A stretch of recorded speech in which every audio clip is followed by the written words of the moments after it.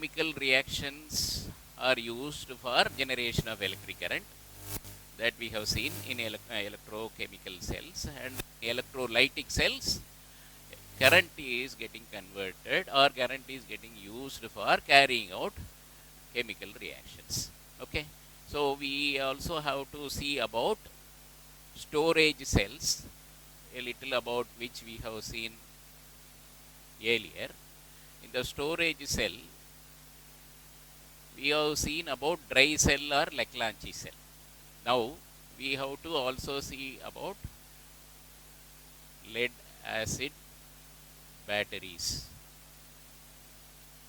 These lead acid batteries have a lot of commercial application, in the sense they are the ones which are used in automobiles. They are also used in all inverters and other applications, where this lead acid batteries, they store the electric current and actually they release it whenever it is needed. And of course they go out of charge, then they have to be recharged for continuous usage. So what is there in lead acid batteries is actually we have several plates of lead which are surrounded by sulfuric acid, which acts as the electrolyte. Okay, so there is, so what is the overall reaction which is happening is lead is the, as the name itself suggests, lead is the major metal involved in this.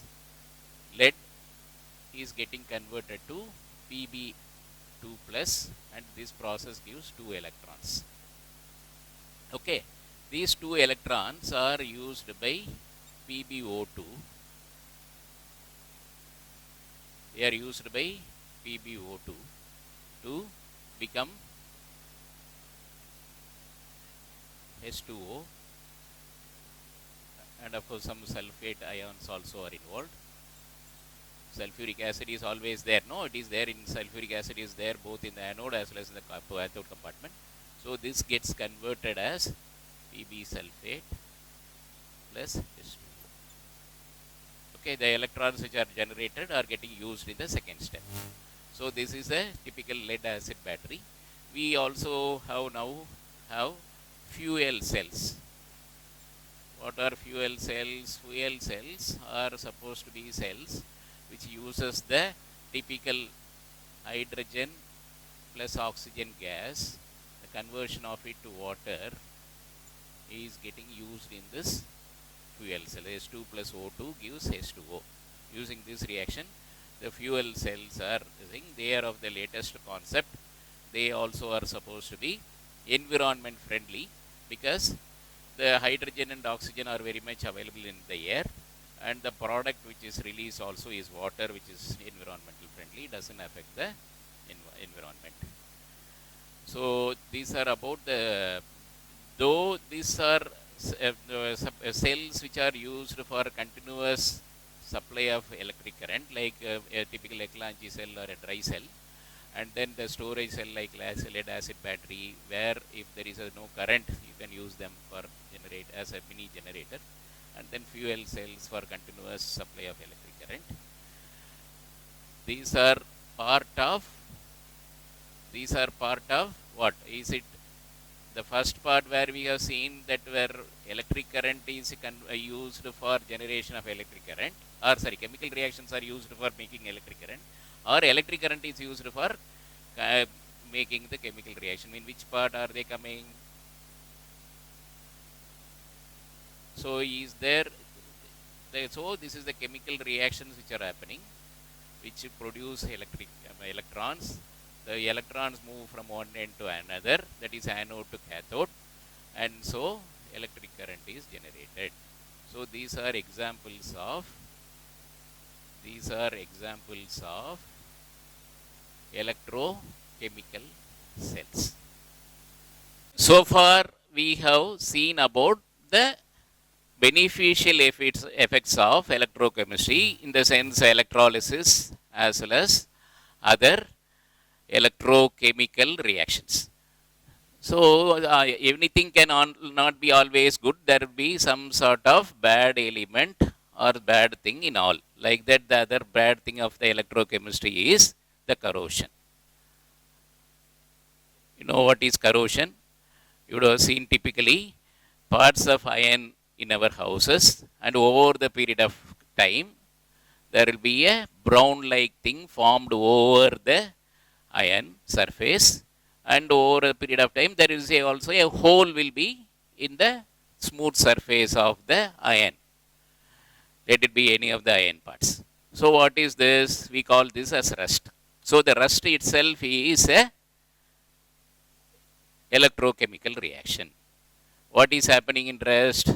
The basic substance is iron, of course. Okay, this iron is getting converted as Fe2 plus plus 2 electron. Okay, this is what is happening in anode. Because any generation of electron, is happening in anode. Okay, so what happens? The Fe2 plus, once it is generated, what is the main cause for the rusting of iron? Iron on its own will not cause any problem. That is the surface which is getting fully exposed to either water or atmosphere. So what is there in the atmosphere? A small quantity of water vapor will always be there in the atmosphere. So either this iron plate or whatever, or iron, the metal or the utensil made up of iron, is exposed either to water continuously or to atmosphere continuously. Naturally, the water particles in the atmosphere, they react with this Fe2 plus. Okay, they react with this Fe2 plus to convert them as further. They react with Fe to convert them as Fe2 plus, and this Fe2 plus is further reacted with the water, so that they are getting, this H plus is also getting Fe2 plus plus some once H plus is used. So what is the remaining? We have Fe2 plus salt plus O2, which is also there in water, and of course these electrons are getting converted. That is, Fe is becoming, Fe2 plus absorbs these two electrons to become Fe, and water is there, 4H plus is there, so this part of it is getting converted to O2 and then H2. Okay, so this is a reaction which is happening in cathode. Okay, so water consists of H plus, and of course it also has O. Okay, so 4H plus means, if you want to balance this equation, this 4H plus means it will be 1 O2 will be there. Okay, so the source of this rest, the formation of the rest is water. Water is split as H plus ions and then O ions, that is the O2. H plus alone is getting reacted here, then O2 is there. So that only is converting that Fe2 plus to Fe.